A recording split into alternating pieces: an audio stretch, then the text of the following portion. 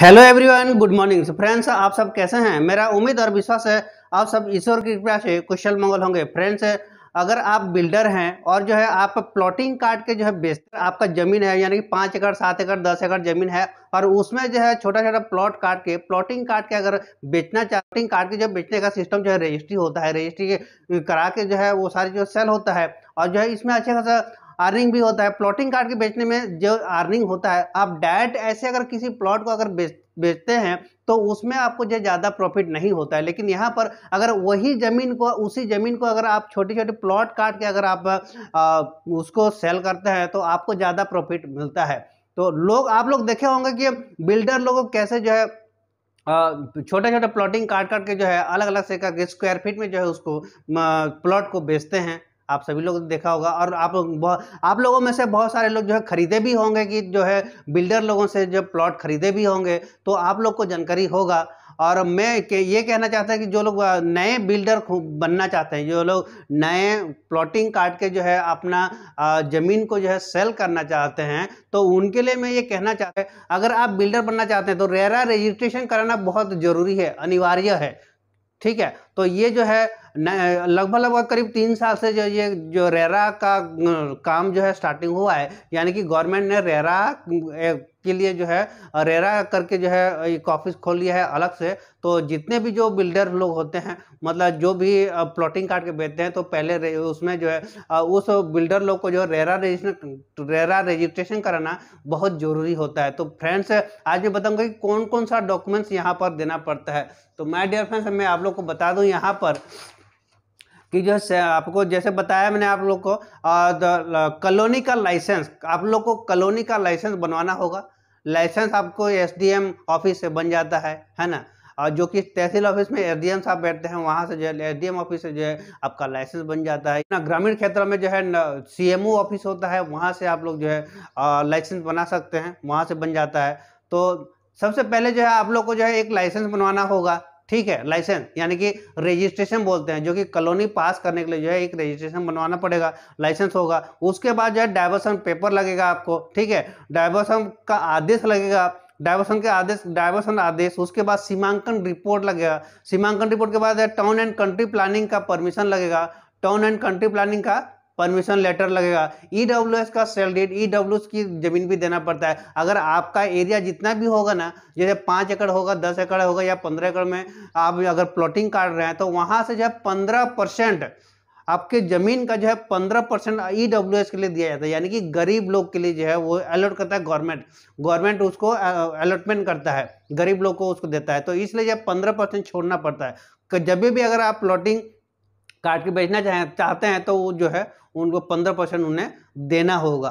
ठीक है, तो वो सेल डीड यानी कि ईडब्ल्यूएस उसको बोलते हैं, ईडब्ल्यूएस। तो ईडब्ल्यूएस का सेल डीड आपको लगेगा। उसके बाद जो है कंपनी, अगर किसी कंपनी के नाम से जो है आप अगर प्लॉटिंग काट रहे हैं तो वहां पे उस कंपनी का, ठीक है, memorandum of association and articles, ये पेपर आप लोग को देना पड़ेगा। और जो है आवासीय कॉलोनी निर्माण है तो अनापत्ति प्रमाण पत्र भी आप लोग को जो है बनवा के देना पड़ेगा। साथ में मास्टर डाटा देना पड़ेगा, यानी कि कंपनी का मास्टर डाटा।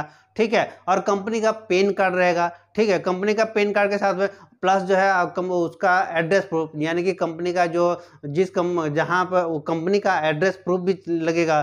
ठीक है, और बैंक स्टेटमेंट देना होगा। भार मुक्त प्रमाण पत्र बनवाना होगा। वो जो आपको जो है भार मुक्त प्रमाण पत्र रजिस्ट्रार ऑफिस से बनता है, तो रजिस्ट्रार ऑफिस से बनेगा तो भार मुक्त प्रमाण पत्र भी बनवाना पड़ेगा। प्लस जो है एक मास्टर सर्च रिपोर्ट भी बनवाना पड़ेगा। जी हाँ, मास्टर सर्च रिपोर्ट आप लोग को बनवाना पड़ेगा। उसके बाद गूगल मैप की जरूरत पड़ता है। ठीक है, गूगल मैप लगेगा। फिर जो है कंपनी का लेटर हेड भी आप लोग को देना पड़ेगा। ठीक, कंपनी का लेटर हेड देना होगा। फिर जो है B1 P2 तो लगेगा ही लगेगा। ठीक है, उसके बाद development team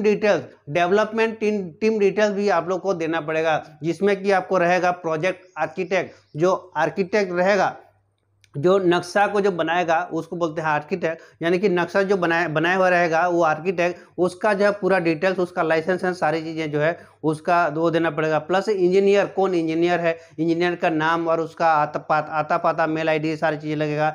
plus chartered account का भी मेल आईडी, नाम, पता और सारी चीज़ें, उसका वो जो सर्टिफिकेट लगेगा, है ना।